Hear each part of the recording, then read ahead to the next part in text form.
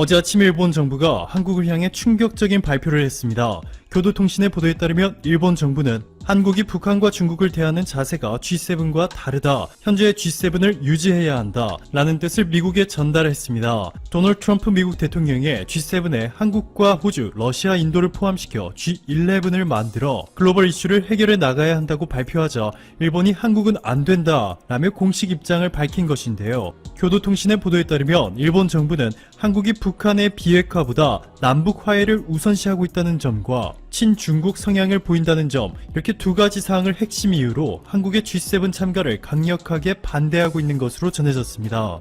이러한 일본의 항의를 전달받은 미국은 트럼프 대통령이 최종적으로 결정할 문제라고 선을 그으며 일본 측에 어떠한 답변도 주지 않은 것으로 알려졌습니다. 대신 트럼프 미국 대통령은 문재인 대통령에 전화해 한국의 G7 참석에 대해 논의했고, 문재인 대통령은 초청에 기꺼이 응하겠다, 방역과 경제적 측면에서 한국이 할 수 있는 역할을 하겠다 전했습니다. 강민석 청와대 대변인은 일정대로 연말에 문재인 대통령의 방미가 성사되면 이는 G7의 옵저버 자격이 아니다. 즉 일시적인 성격이 아니다. 한국이 G11이라는 새로운 국제체제의 정식 멤버가 되는 것이다.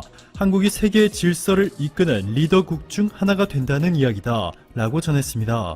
일본이 한국의 G7 참석을 두려워하는 이유가 또 하나 있죠. 교도통신은 일본이 한국의 G7 참가를 반대하는 것은 아베 신조 정권에 의향이 영향을 미쳤다. 한국이 국제무대에서 역사 문제를 제기할 것을 경계하고 있다. 분석했습니다. 자, 그런데 일본의 우려가 이미 현실이 되기 시작했습니다. 일본은 한국인 강제징용 피해자들의 흔적이 그대로 남아있는 군함도를 유네스코 세계문화유산에 등재했습니다.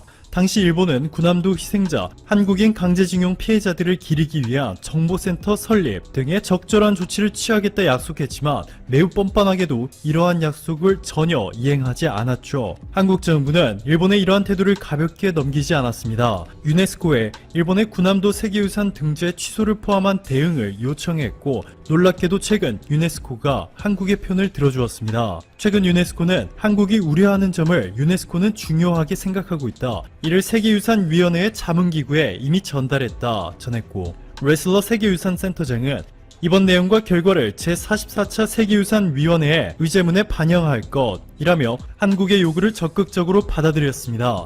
유네스코 총회는 일본의 군함도를 포함해 일본 근대산업시설 23곳을 세계유산으로 지정하는 조건으로 한국인 노동자 강제 동원 사실을 병기하라고 전달했죠. 즉 일본이 이를 인정하는 순간 한국 법원의 일본 전범기업 강제 자산 매각 결정 또한 일본이 인정하게 되는 것이고, 그렇게 되면 결국 일본의 대한국 수출 규제의 명분이 사라져 일본은 국제적으로 망신을 당하게 되겠죠. 그동안 일본이 아무런 이유도 없이 한국의 수출 규제를 가하게 된 셈이기 때문에 그에 대한 천문학적인 경제적 보상은 물론이고 국제적으로 고립되는 것도 시간 문제가 되어버렸습니다. 그동안 유네스코가 세계유산 지정을 취소한 것은 역사상 2차례뿐인데요. 두 번 모두 유산 자체가 심하게 훼손되거나 제대로 보존되지 않았기 때문이었습니다. 역사 왜곡이라는 이유로 세계유산 지정 취소를 당하게 될 국가는 일본이 최초가 될 예정입니다. 일본의 지지통신은 주요 국제기관의 수장으로 일본인의 취임 기회가 최근 사라지고 있다.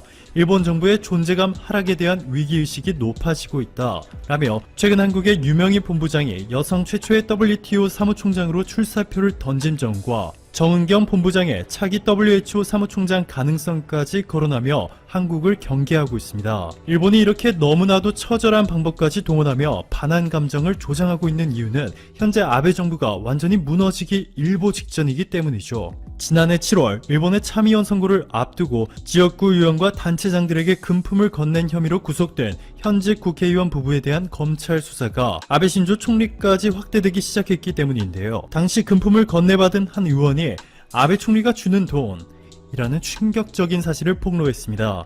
아베 총리 등 자민당 지도부가 선거 당시 문제의 인물 가와이 안리 후보에게 지원한 금액은 다른 자민당 후보의 10배에 달했습니다. 이렇게 비정상적으로 흘러간 돈은 곧 지방 의원들에 뿌려졌고, 이를 받은 의원들은 아베 씨가 주는 것이라 털어놓은 것이죠. 더불어민주당의 송영길 의원이 최근 일본의 아베 정부가 도대체 왜 상식에서 벗어나는 발언들을 한국에 쏟아내고 있는지 정확하게 설명해 주었습니다. 일본이 한국의 G7 참가를 반대하는 이유는 국내 정치형 혐한 정치다. 코로나19 팬데믹으로 전 지구적인 대처가 필요한 상황임에도 아베 총리는 개인의 지지율 인상만을 위한 무책임한 행태에 강한 유감을 표한다. 트럼프 대통령의 코로나19 위기 상황에서 K-방역의 대표 주자인 한국을 초청한 것은 당연한 일이다. 아베의 G7 확대 반대는 일본의 방역 실패와 정치 비리로 폭락한 자신의 지지율을 만회하기 위한 것이다. 한국인들이 끔찍하다고 한 트럼프의 말이 국내에 알려지자 지금 큰 논란이 되고 있습니다. 이런 가운데 미국 국방부가 백악관의 주한미군의 감축 옵션을 제시했다고 미국 월스트리트 저널이 17일 보도했습니다.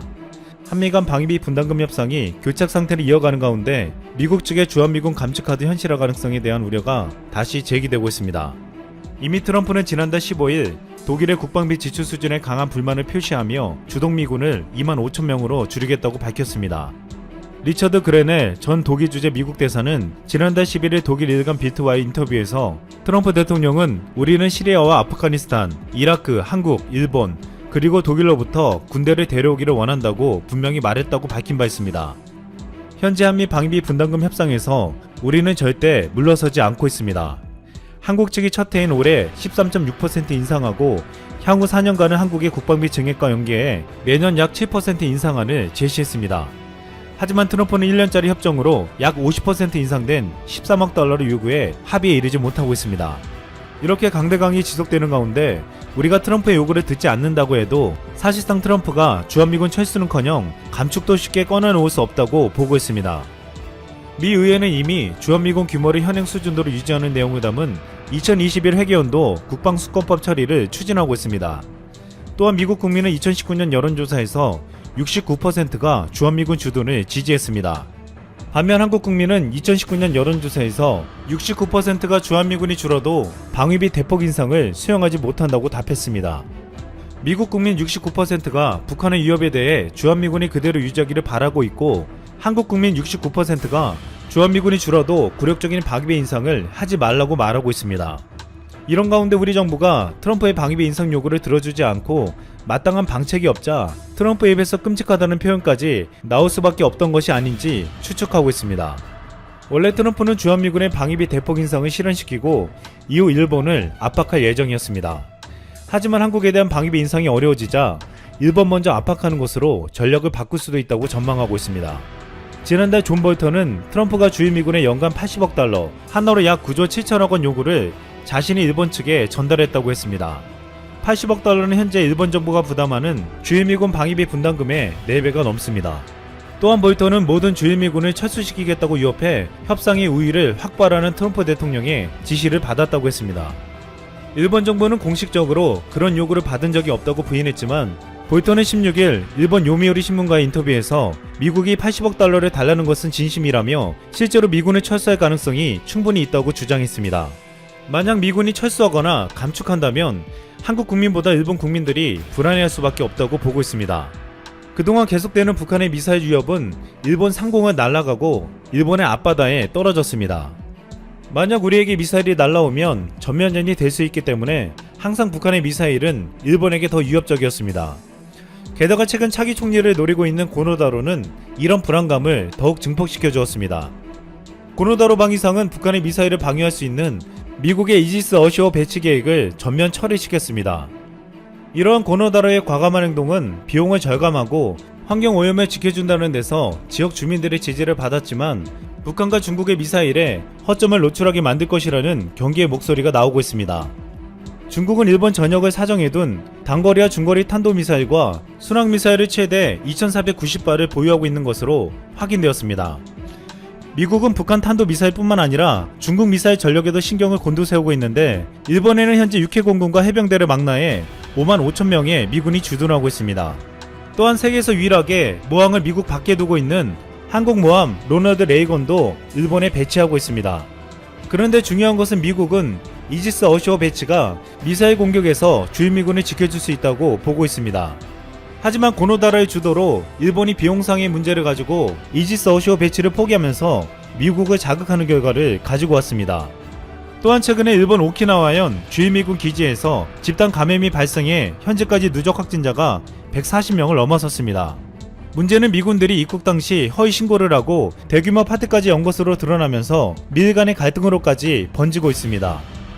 이에 고노다로 방위성은 주일미군 기지로 입국하는 모든 미국 관계자들을 대상으로 바이러스 검사를 하도록 요구하고 있습니다. 이처럼 현재 주일미군을 두고 미국과 일본은 첨예하게 대립하며 갈등하고 있습니다. 이에 미군의 방위비를 올리려는 트럼프는 한국의 완강한 거부에 실패했지만 최근 눈에 거슬리는 일본에게는 반드시 받아내려 할 수도 있다고 보고 있습니다. 어쩌면 한국에게서 뺨맞은 트럼프의 분노는 지금 일본에 향해 있는지도 모르겠습니다.